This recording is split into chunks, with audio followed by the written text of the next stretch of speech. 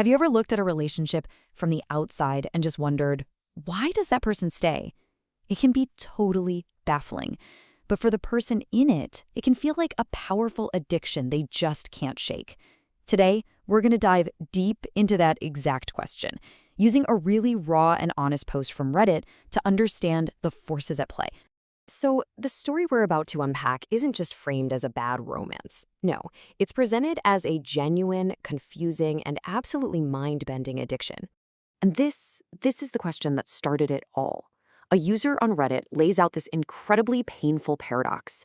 How can something feel so good, like 99% of the time, but also be so destructive? She feels addicted to the good part, and because of that, she puts up with the bad. And the cost of this addiction? It's immense. The language she uses here is just, wow.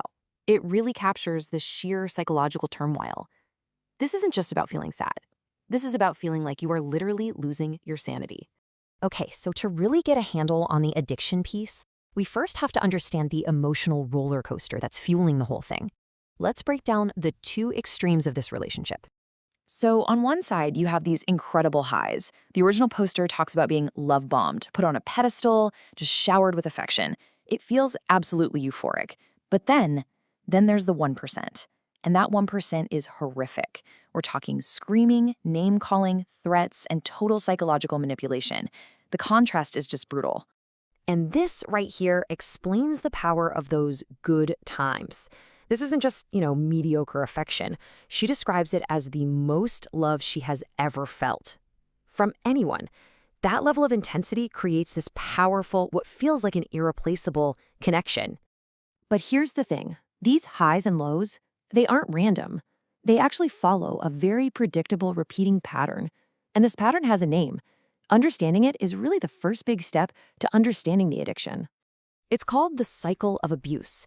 It kicks off with a buildup of tension, which then leads to an abusive incident. Right after that, you get the reconciliation phase. This is where the abuser might apologize and love bomb the victim. And that leads to the calm or honeymoon period, where everything seems perfect again, until the tension starts to build all over again. And I mean, look at this. The poster's own words illustrate stages 3 and 4 of that cycle perfectly. After the horrible incident, the reward comes flooding back.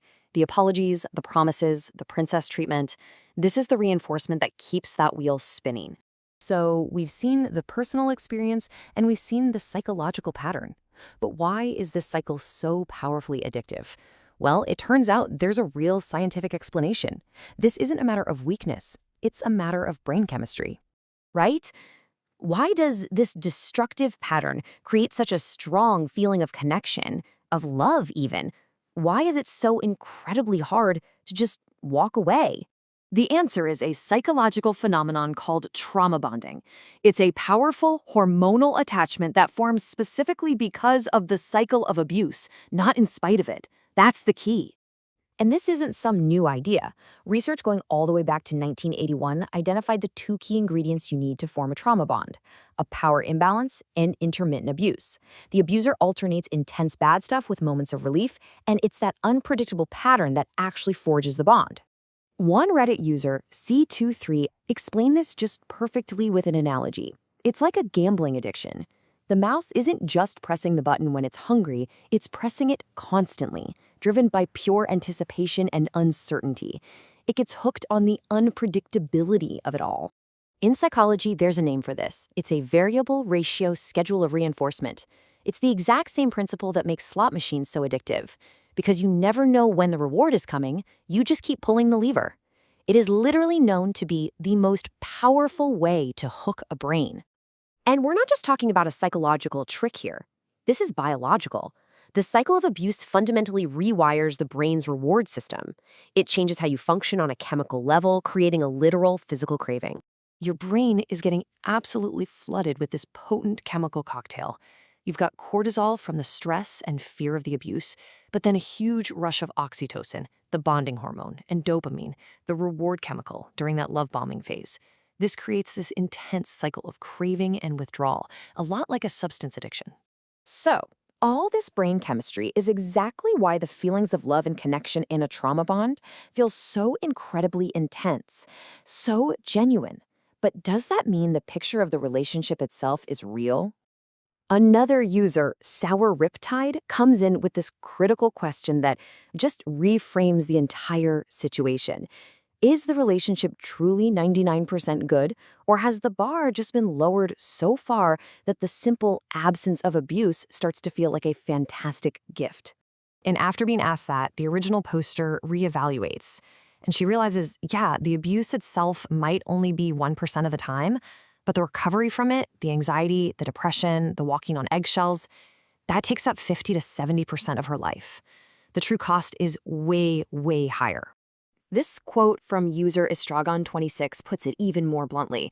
I mean, the shit sandwich metaphor. It's unforgettable because it's true. A little bit of abuse contaminates the whole thing. It stops being a good relationship with a few bad moments. It's just an abusive relationship, full stop. And this really is the core of the trap.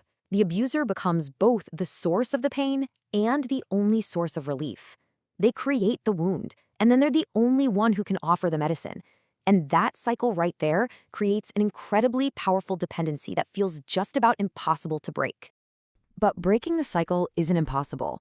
Another commenter shared how they got out, and they framed the decision not as an act of anger or hate, but as an act of profound self-compassion. And that leaves us with a final thought. Maybe the true antidote to an addictive bond with someone else begins with rebuilding a compassionate bond with yourself.